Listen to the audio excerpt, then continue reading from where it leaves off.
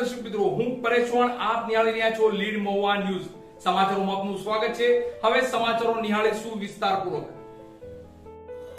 મોટા ખુટોડા સામૂહિક આરોગ્ય કેન્દ્રમાં પ્રસૂતિ બાદ નવજાત શિશુનું મોત થતા મચ્યો હોબાળો. પરિવારજનો દ્વારા આરોગ્ય કર્મી અને 108 પર આક્ષેપો. મોટા ખુટોડા સામૂહિક આરોગ્ય કેન્દ્રમાં પ્રસૂતિ બાદ નવજાત શિશુનું મોત થતા પરિવારજનો દ્વારા ડોક્ટર પર બેદરકારીના આક્ષેપો લગાડવામાં આવ્યા હતા. સામાન્ય ગરીબ પરિવારના લોકોને આરોગ્ય અંગેની સુવિધાઓ મળી રહે તે માટે સરકાર દ્વારા વિવિધ કલ્યાણકારી યોજનાઓ અને હોસ્પિટલમાં આરોગ્ય સ્ટાફ સહિતની સુવિધાઓ પૂરી પાડવાનું જણાવવામાં આવે છે. તેમજ એક તરફ સરકાર દ્વારા આરોગ્યલક્ષી કરોડોના બજેટો મંજૂર કર્યા હોવાના જનસભામાં જણાવવામાં આવે છે. ત્યારે મહુવા તાલુકાના મોટા ખુટોડા ખાતે આવેલ સામૂહિક આરોગ્ય કેન્દ્રમાં ઉગલવાણ ગામના સુમૈયાબેન મજીદભાઈ બેલીમ નામની મહિલાને પ્રસૂતિ અર્થે લાવવામાં આવ્યા હતા, જ્યાં પ્રસૂતિ બાદ નવજાત શિશુનું મોત નીપજ્યું હતું.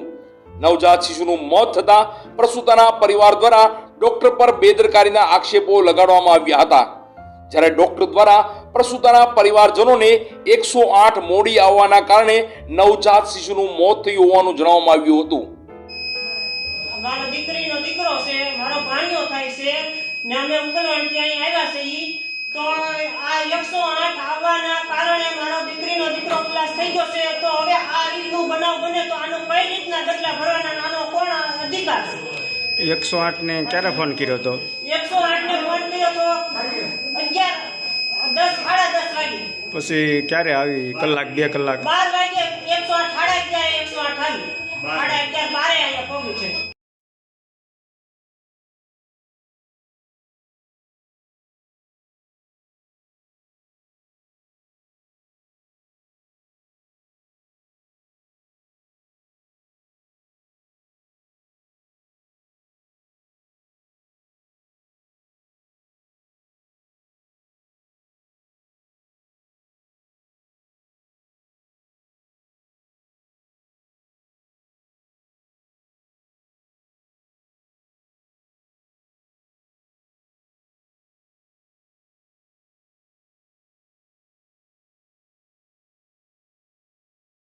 નજીકના કળસાર ગામે કળસરિયા દાદાનો પ્રાગટ્ય દિવસ તેમજ કળસરિયા દાદાના મંદિરનો પાટોત્સવ ભવ્યાતિ ભવ્ય રીતે ઉજવવામાં આવ્યો.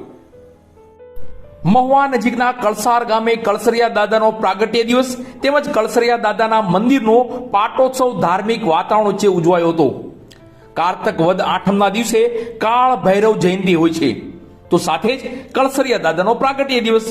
ત્યારે મહુવા નજીકના કળસાર ગામે આવેલ કળસરિયા દાદાના મંદિરે વાર્ષિક પાટોત્સવની ભવ્યાતિ ભવ્ય રીતે ધાર્મિક કાર્યક્રમોના આયોજન સાથે આ ઉજવણી કરાઈ હતી. આ કળસરિયા દાદાના પાટોત્સવ અંતર્ગત પૂજ્ય દાદાનો અભિષેક કરવામાં આવ્યો હતો અને બાદ પૂજ્ય દાદાને નિત નવા અદ્ભુત શણગાર કરી અન્નકૂટનો પ્રસાદ ધરવામાં આવ્યો હતો અને મહાયજ્ઞનું સુંદર અને ધાર્મિક આયોજન કરવામાં આવ્યું હતું. આ મહાયજ્ઞમાં વિધિ વિધાન સાથે વિદ્વાન બ્રાહ્મણો દ્વારા કરવામાં આવ્યું હતું. તો કળસરિયા દાદાના સેવક સમુદાય ભક્તોએ મહાયજ્ઞનો લાભ લીધો હતો અને બાદ મહાઆરતીનું ભવ્યાતિ ભવ્ય રીતે આયોજન કરાયું હતું. આ ધાર્મિક કાર્યક્રમના અંતમાં મહાપ્રસાદનું પણ આયોજન કરવામાં આવ્યું હતું. મોટી સંખ્યામાં આ ધાર્મિક કાર્યક્રમોમાં લોકો પધાર્યા હતા અને દર્શનનો લાભો લીધો હતો. આ ધાર્મિક પાટોત્સવમાં સેવક ભૂપતભાઈ અમદાવાદ, દલપત ભારતી અને જીતેન્દ્રસિંહ વાજા હાજર રહી જહેમત ઉઠાવી હતી.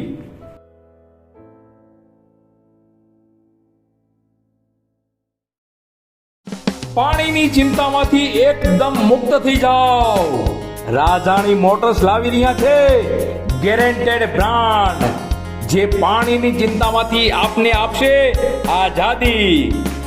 લુબી બ્રાન્ડ, કિર્લોસ્કર બ્રાન્ડના પંપો, residential pump, industrial pump and motor, construction pump, swimming pool pump એ સિવાય પણ અનેકો વેરાયટીઝ હાજર સ્ટોકમાં. પંપ અને મોટર્સની A to Z વેરાયટી અને તેની સર્વિસ માટે અમને કહો રાજાણી મોટર્સ. રિપેરિંગ અને સર્વિસ માટે ફક્ત એક કોલ. તમારા સ્થળ પર સર્વિસમેન હાજર. તો નામ નોંધી લેજો, રાજાણી મોટર્સ, જૂના બસ સ્ટેશનની પાછળ LIC ઓફિસ સામેના ખાંચામાં હસનૈનભાઈ રાજાણી રાબડાવાળા મોબાઈલ નંબર પણ નોંધી લેશો 722 780 72 નામ બરાબર યાદ રાખશો રાજાણી મોટર્સ મહુવા શહેર સહિત ગુજરાતભરમાં મંદીના માહોલ વચ્ચે હીરાના કારખાનાઓ હજુ પણ બંધ રત્ન કલાકારોને પોતાના પરિવારનું ગુજરાન ચલાવવું પણ મુશ્કેલ થઈ રહ્યું છે મહુવા શહેર સહિત ગુજરાતભરમાં મંદીના માહોલ વચ્ચે હીરાના કારખાનાઓ હજુ પણ બંધ રત્ન કલાકારો થઈ રહ્યા છે પરેશાન પરિવારનું ગુજરાન ચલાવવું પણ મુશ્કેલ થઈ રહ્યું છે ઇઝરાયલ અને હમાસના યુદ્ધને લીધે હીરા ઉદ્યોગ પર ખાસી અસર થઈ છે તેવું હીરાના યુનિટોના માલિકો કહી રહ્યા છે રશિયામાંથી રફ ડાયમંડ પર પ્રતિબંધ મુકાયો છે અને તેને હિસાબે રફ ડાયમંડની અછત વર્તાઈ રહી છે પરિણામ સ્વરૂપ હજુ પણ હીરાના કારખાના શરૂ થયા નથી દિવાળી વેકેશન હજુ પણ ખુલ્યું જ નથી પરિણામે રત્ન કલાકારો શું કરશે પરિવારનું ગુજરાન કેમ ચલાવશે તેવા પ્રશ્નો ઉદ્ભવી રહ્યા છે કેટલાક હીરાના કારખાનાઓ દિવાળી બાદ મુહૂર્ત કરી બંધ કરી દેવાયા છે દિવાળી વેકેશન બાદ કાચા હીરા મળતા નથી તેવું કારખાનેદારો કહી રહ્યા છે આવી તમામ બાબતોને લઈ મહુવા ડાયમંડ બજારની વાત કરીએ તો મહુવાના બસ સ્ટેશનની પાછળ આવેલ ડાયમંડ બજાર હાલ સુષુપ્ત અવસ્થામાં દેખાઈ રહ્યું છે અમુક કારખાનેદારોએ મુહૂર્ત કરી ફરી બંધ કરી દીધા છે તો એકલ દોકલ કારખાનાઓ 2 થી 3 કલાક સવારે શરૂ રહે છે હીરાના કારખાનાઓ શરૂ નહીં થતા રત્ન કલાકારોની આર્થિક પરિસ્થિતિ ખરાબ થઈ રહી છે એક તરફ લગ્નના ખર્ચા તો બીજી તરફ હીરાના કારખાનાઓ બંધ છે કામ છે નહીં પૈસા મળતા નથી હવે તો પરિસ્થિતિ એવી સર્જાય છે કે 2-4 દિવસમાં હીરાના કારખાના શરૂ નહીં થાય તો 2 ટાઈમ જમવાના પણ રત્ન કલાકારોને ફાફા પડશે અમુક રત્ન કલાકારો તો અન્ય કામે લાગી ચૂક્યા છે તો અમુક ચોક્કસ રત્ન કલાકારો હીરાના કારખાના ખુલવાની રાહ જોઈ રહ્યા છે હાલો ભાઈ દિવાળી ગઈ અને વેકેશન 20 દિવસ થઈ ગયા હજી કારખાના ખુલ્યા નથી ને કારીગરો પૈસા વગેરે હેરાન થાય છે કોઈ આમાં જોતું નથી હાલો ભાઈ મંદીના હિસાબે હજી કારખાના ખુલ્યા નથી ખુલે તો સારી વાત છે કારીગરો હેરાન થઈ ગયા એસોસિએશનનો આભાર જો ખુલે તો બસ સમાચારોમાં અત્યારે આટલું જ ફરી સમાચારો સાથે કાલે મળશું ત્યાં સુધી હું પરેશ ચૌહાણ અને લીડ મહુવા ન્યૂઝની સમગ્ર ટીમ શુભરાત્રી